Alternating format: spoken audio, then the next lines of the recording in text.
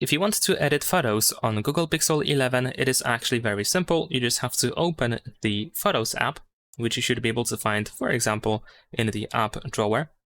Over here, you can choose any photo that you wish to edit. So let's say I'm gonna choose maybe this one over here. And then at the bottom of the screen, we can find this edit button. So we can tap here.